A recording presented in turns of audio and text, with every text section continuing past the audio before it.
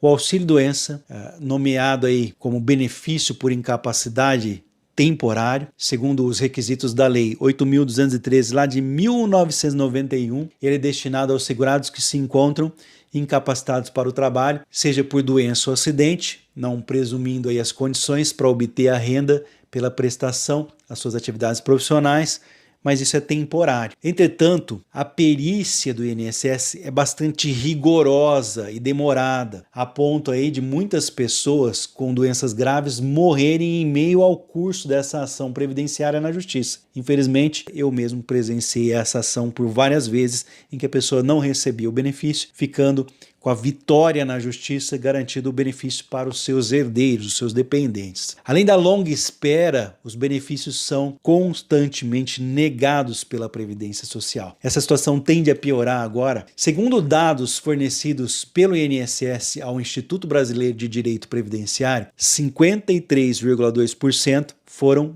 negados.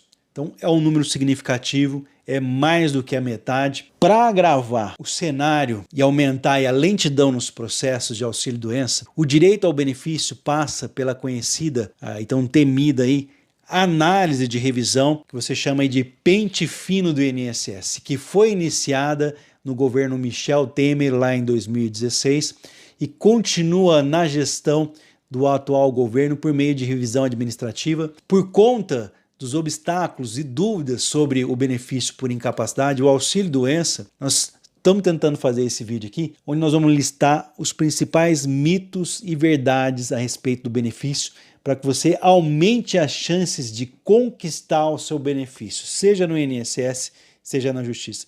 Então me acompanha aqui e não esquece de compartilhar, tá? Vamos lá, primeiro mito, toda doença garante direito ao auxílio-doença? Olha, mito. O que gera o direito ao benefício é a incapacidade de exercer a sua atividade profissional por consequência de doença ou acidente. A perícia do INSS avalia se as sequelas realmente impossibilitam o segurado de desempenhar suas funções específicas. Além de ser um mito que a doença dá direito ao benefício do auxílio-doença, um dos grandes erros que as pessoas cometem ao passar pela perícia médica do INSS é justamente isso, tentar provar a sua doença, sendo que elas estão ali para provar a sua incapacidade para o trabalho que veio desse problema de saúde. Então você está ali na perícia para provar que você não tem condições de trabalhar. Quem vai provar a sua doença, lesão, acidente são os laudos médicos e exames.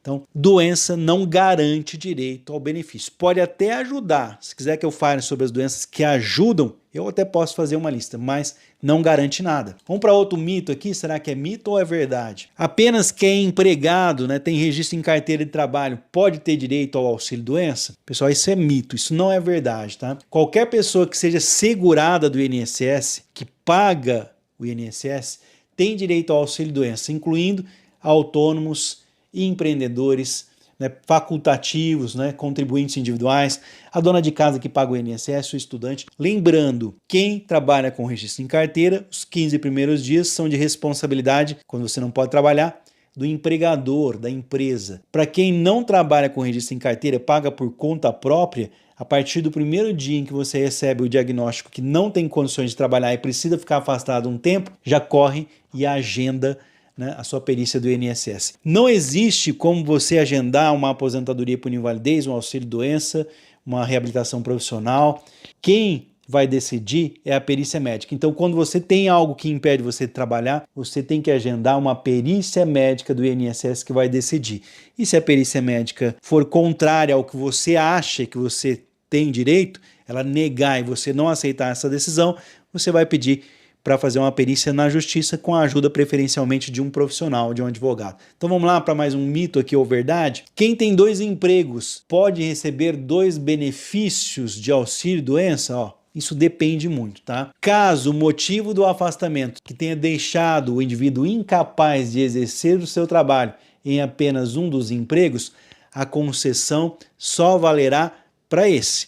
No entanto, se a incapacidade se estende aos 2 trabalhos, a pessoa tem direito de receber de ambos os empregos. Sabia dessa situação? Consulte um advogado para maiores informações. Existem exceções de exigência de um tempo mínimo de pagamento para você conseguir ali, né, os meses, né, de contribuição para você ter direito. Será que isso é verdade? Vamos supor assim, uma pessoa me procurou há tempos atrás, eu me recordo bem, acho que é um exemplo bem claro para explicar melhor, em que tinha sofrido um acidente e tinha 11 meses de contribuição. Tá? Olha, esse acidente tem relação com o trabalho? Foi no caminho para casa, para o trabalho? Ou não tem nenhuma relação com o trabalho? O mesmo de doença. Você tem ali, não tem um ano completo de INSS pago. Sofreu uma doença. Essa doença é do trabalho? Então vamos lá. Se essa doença não for relacionado ou o acidente não for relacionado ao trabalho, você não tem direito com menos de um ano. Tanto que você vai ficar sem receber da empresa até se recuperar. Eu não sei se a empresa vai aceitar você de volta depois, situação à parte. E também você não teria direito de receber do INSS porque não tem o tempo completo. A única exceção que eu vou trazer para vocês e que é uma verdade, com menos de um ano de INSS pago, o segurado não precisa cumprir a carência exigida em casos de acidente de qualquer tipo, acidente de trabalho ou doença gerada pelo trabalho e doenças listadas pelo Ministério da Saúde e da Previdência Social. Tem uma lista de doenças aí. Quer que eu fale qual a lista de doenças que você não precisa ter um ano de INSS pago para ter o direito e também pode aumentar as chances de conseguir o benefício? Deixa um comentário aqui, eu estava fazendo uma série de vídeos, foi interrompido, mas eu pretendo voltar falando sobre esses problemas de saúde aí.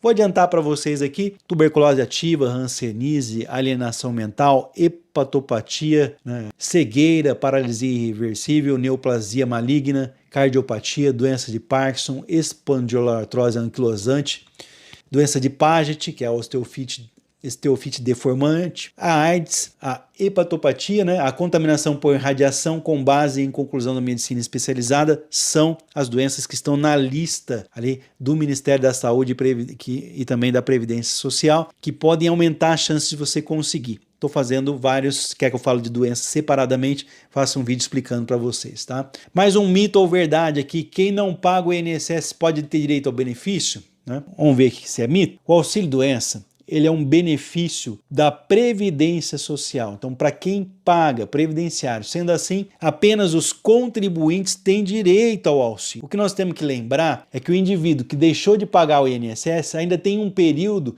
de aproximadamente aí um ano como segurado da Previdência, podendo receber o benefício dentro desse prazo, já que a pessoa que perdem o emprego, o período de aproximadamente um ano, 2 ou até 3 anos, dependendo do caso, ela pode estar na qualidade de segurado do INSS. Então não significa que você deixou de pagar o INSS, você vai perder o direito. Durante um determinado período, você ainda tem direito aos benefícios do INSS, mas quem nunca pagou não tem direito e nunca vai ter.